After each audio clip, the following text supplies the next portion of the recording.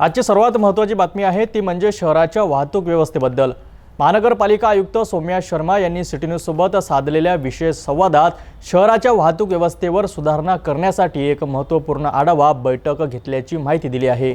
वाढती लोकसंख्या आणि वाहनांची संख्या पाहता पार्किंगच्या समस्येकडेही त्यांनी विशेष लक्ष वेधले आहे। शहरातील अनेक इमारतींना पार्किंग झोन नाहीत, तर अनेक ठिकाणी फुटपाथवर मोठ्या प्रमाणात अतिक्रमण झाले आहेत। यावर कठोर कारवाईचे संकेत त्यांनी दिले आहेत। तर अमरावती शहरात अतिक्रमणचे प्रमाण वाढलेलं आहे आणि या लक्षात घेता आपण अमरावती महानगरपालिकेने मिशन फ्री फुटपाथ म्हणून लॉन्च केला आहे, म्हणजे मोकळे फुटपाथ करणे। या फुटपाथ अंतर्गत आपल्या शहराचे जे मुख्य ठिकाण आहे, बहुतशी अशी क्रॉसिंग्स आहे, टर्न्स आहे, ज्या टर्न्सवर लोक आपले ठेले असे उभे करत आहे आणि या जो नो हॉकर झोन म्हणून पण आहे, तर ऐसे झोन्सवर कारवाई करणे। बहुतशा ठिकाणवर उड्डाणपूलवरती लोकांनी आपले ठेले लावले आहे। ही सगळी बाबी लक्षात घेता असं निदर्शनास आलेलं आहे की भरपूर प्रकारचे ॲक्सिडेंट्स, वाहतूक कोंडी ही सगळं होतो आणि लोकांना भरपूर त्रास होतो। तर यासाठी आपण इथे आपलं लॉन्च केलं आहे मिशन। पण तरीसुद्धा काल झालेली मीटिंगमध्ये अशी सगळ्यांना सूचना देण्यात आलेली आहे की आपण एन्क्रोचमेंटसोबत जर एका ठिकाणावर असं आढळून आला की इथे फार जास्त फेरीवाले आहे आणि काही असे म्हणजे लोकांची ही पण प्रतिक्रिया आहे की इथे गरज आहे एखाद फेरी अशी, तर तिथे आपण त्यांना प्रॉपर झोन देणार आहे, हॉकिंग झोन म्हणून घोषित करणार आहे। तर ही प्रक्रिया करण्यासाठी सगळं संबंधितला सांगितलं आहे, जेणेकरून आपण शहरमध्ये काही रेड झोन म्हणजे नो हॉकिंग झोन, जिथे कुठल्याही प्रकारवर हॉकिंग अलाउ होणार नाही, हे घोषित करू आणि त्यासोबत काही हॉकिंग झोन आपण घोषित करू। सध्या हॉकिंग झोन आपले घोषित झालेले आहे, मला वाटते 4-5 वर्ष अगोदर, पण ते आता यूज होत नाही।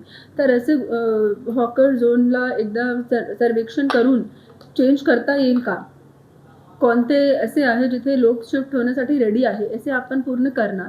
आणि आपला असा एक प्रयत्न आहे की जे आपण नवीन फुटपाथ तयार केलेले आहे, या फुटपाथ चालण्याऐवजी जर इतर व्यवसायासाठी यूज होतो किंवा एका दुकानदाराने आपले दुकानला वाढ करून तिथे बांबू पोल लावून आपली दुकानाची एक्सटेन्शन केली आहे, सगळे नियमबाह्य आहे आणि त्याच्या विरुद्ध आपली प्रॉपर कारवाई सुरू आहे। जे खूप जीर्ण इमारत आहे, ज्यांची धोकादायक स्थिती झाली आहे, त्यांच्या विरुद्ध रूलनुसार कारवाई आपली सुरू राहील। जे पक्के अतिक्रमण आहेत आपल्या इथे, त्याची यादी आहे का किंवा त्याच्यावर सुद्धा भविष्यात काही तयारी ॲक्शन घेण्याची?